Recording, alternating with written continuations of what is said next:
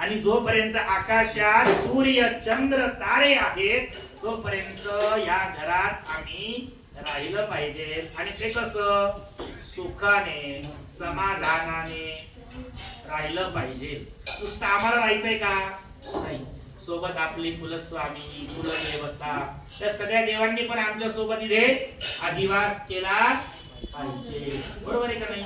म्हणून आपण करतोय की वास्तू शांतीने नवचंडीची पूजा. आपली ही पूजा 3 दिवसांची आहे. कोणत्याही प्रकारचं विघ्न येऊ नये म्हणून आपण गणपती बाप्पांची पूजा केली.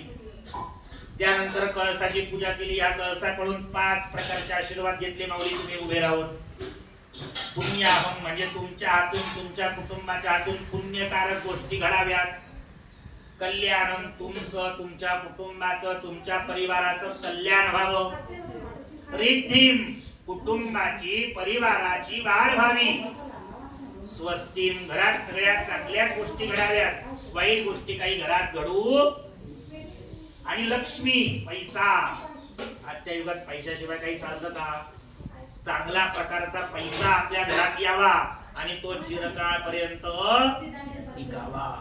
असे 5 आशीर्वाद या कलशाकडून घेतले.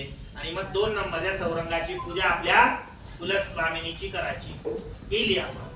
मातृदेवो भव, आपल्या हिंदू धर्मात सगळ्यात श्रेष्ठ कोणाला सांगितले? आईला. बरोबर आहे का नाही? आपली